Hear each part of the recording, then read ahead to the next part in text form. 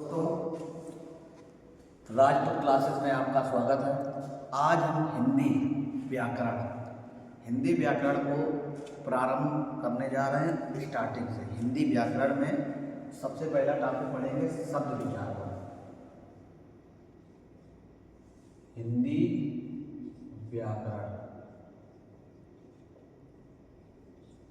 व्याकरण में हम सबसे पहले पढ़ेंगे शब्द विचार। हिंदी में शब्द विचार पर बात करेंगे। ये कितने प्रकार के होते हैं, इनकी परिभाषा क्या है, इसको सबको जब समझेंगे। तो इसमें सबसे पहले हम पढ़ेंगे हिंदी यानी शब्द विचार में इसका नंबर 1 पढ़ेंगे शब्द विचार की परिभाषा। हिंदी शब्द विचार की परिभाषा शब्द तथा शब्द के भेद पढ़ेंगे।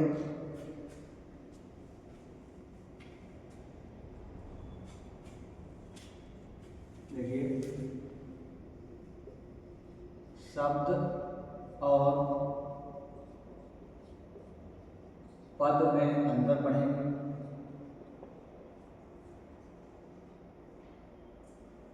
शब्द और पद में अंतर की बात करेंगे और शब्द के भेद पढ़ेंगे। शब्द के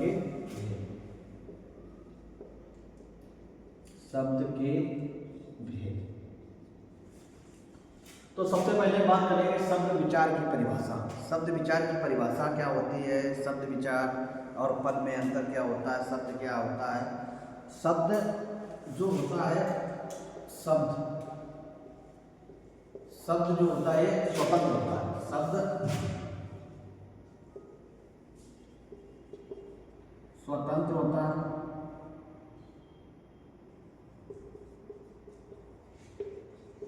और पद शब्द स्वतंत्र होता है। जैसे राम पुस्तक, जैसे बात करेंगे, जैसे राम पुस्तक,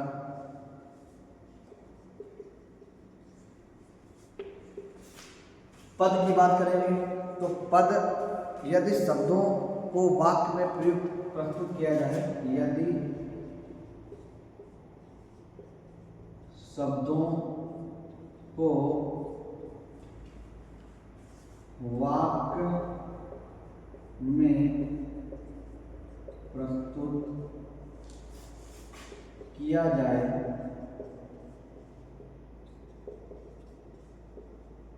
तो वो पद कहलाता है।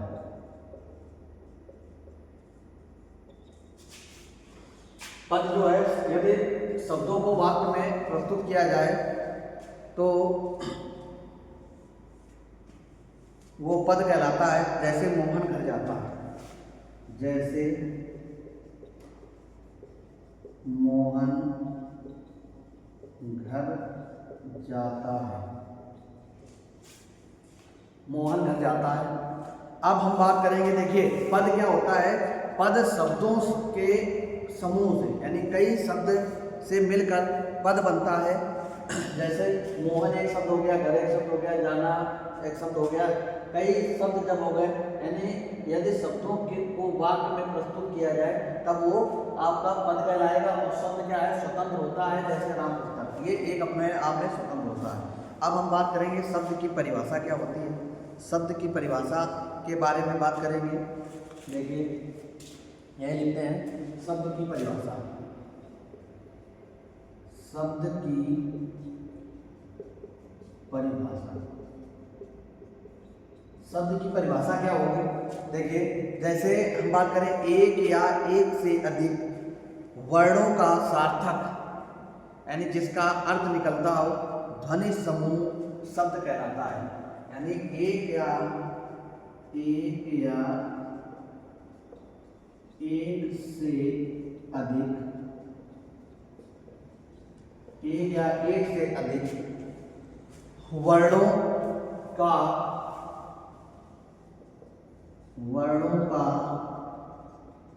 सार्थक वर्णों का सार्थक, सार्थक मतलब जिसका अर्थ निकलता है। सार्थक का मतलब होता है जिसका अर्थ निकले, यानी शब्द ऐसा होना चाहिए जिसका कुछ ना कुछ अर्थ निकले या निकलता है वह निकले, यानी एक या एक से अधिक वर्णों का सार्थक समूह, सार्थक ध्वनि समूह, सार्थक ध्वनि समूह, सार्थक ध्वनि समूह शब्द कहलाता है। सार्थक ध्वनि समूह शब्द कहलाता है।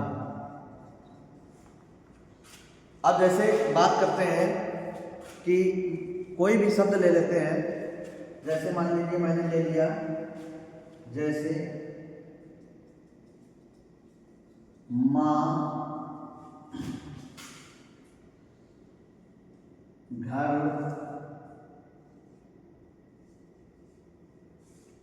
कानपुर,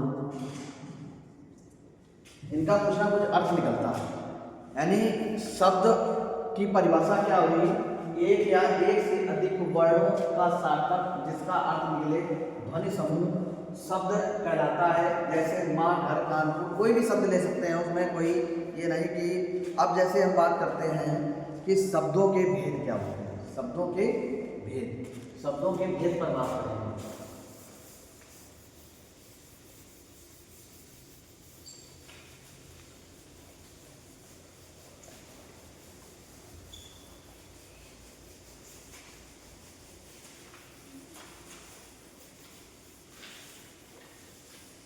बात करेंगे हम शब्दों के भेद या शब्दों के प्रकार के बारे में। शब्दों के भेद, शब्दों के भेद चार प्रकार के होते हैं। शब्दों के भेद चार प्रकार के होते हैं। जैसे उत्पत्ति के आधार पर, नंबर 1 पे आता है उत्पत्ति के आधार पर, उत्पत्ति के आधार पर बात करेंगे, या इतिहास के आधार पर, रचना के आधार पर। नंबर 2 रचना के आधार पर,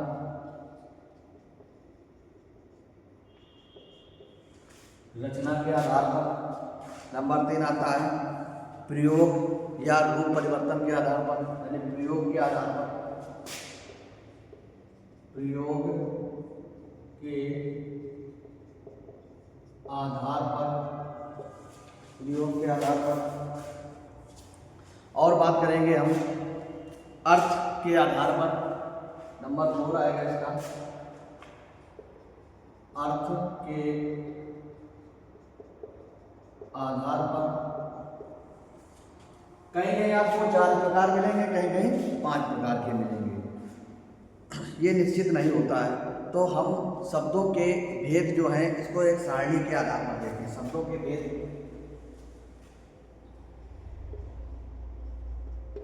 शब्दों के भेद, बात करेंगे हम शब्दों के भेद की।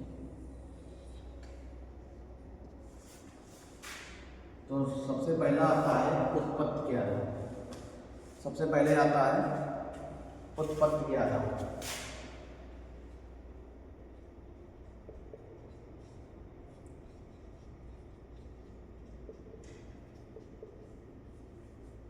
उत्पत्ति के आधार पर नंबर 2 पे आता है,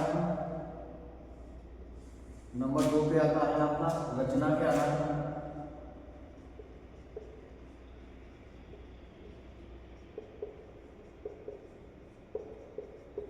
नंबर 3 पे आता है आपका प्रयोग के आधार पर,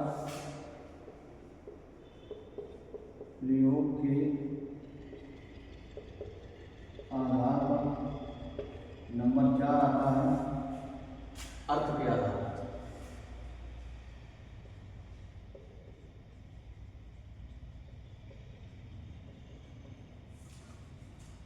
तो हम बात करेंगे जैसे हम बात करें उत्पत्ति के आधार पर, उत्पत्ति के आधार पर दो प्रकार यानी आप उत्पत्ति के आधार पर मुख्य रूप से 4 प्रकार के होते हैं। उत्पत्ति के आधार पर ये 4 प्रकार के होते हैं। रचना के आधार पर 3 प्रकार के होते हैं। रचना के आधार पर 3 प्रकार के होते हैं। रचना के आधार पर 3 प्रकार के होते हैं। प्रयोग के आधार पर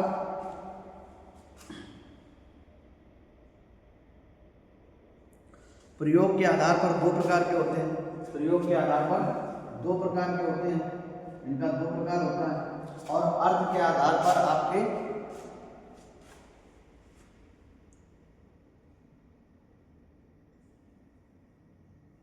अर्थ के आधार पर कोई निश्चित नहीं होता है, अनेक प्रकार के होते हैं। सार्थक, निरर्थक, पर्यायवाची, मुख्य, युग्मक, शब्द रूप अनेक। अब देखिए मुख्य रूप में यानी उत्पत्ति के आधार पर कौन कौन तत्सम शब्द होते हैं। उत्पत्ति के आधार पर तत्सम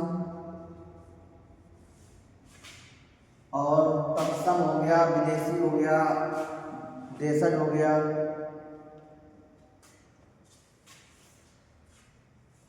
तद्भव, तद्भव, देशी, देशज और विदेशी शब्द आते हैं। विदेशी शब्द में विदेशी शब्द और कहीं कहीं आ जाते हैं संकर शब्द। अभी सबके बारे में आपको बताएंगे कि संकर शब्द क्या होते हैं, विदेशी शब्द क्या होते हैं, तत्सम तत्व। और अब देखिए रचना के आधार रूढ़ शब्द, रचना के आधार पर नंबर 1 रूढ़ शब्द, नंबर 2 यौगिक शब्द, और आपके आते हैं यौगिक के बाद योग रूढ़, नंबर 3 आते हैं। नंबर 2 हो गया, नंबर 3 योग रूढ़। अब आता प्रयोग के आधार पर। प्रयोग के आधार पर शब्द आते हैं आपके 2 विकारी और अविकारी। प्रयोग के आधार पर आते हैं 2 विकारी और अविकारी। विकारी और अविकारी।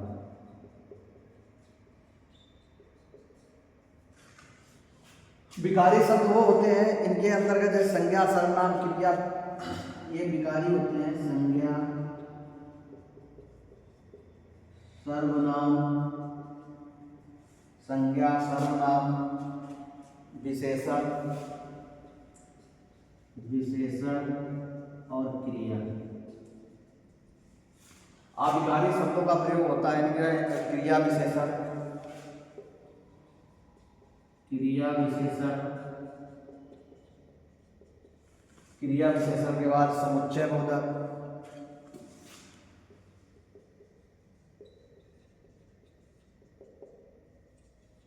समुच्चय बोधक, विस्मयादि बोधक, विस्मयादि बोधक, विस्मयादि बोधक और संबंध बोधक।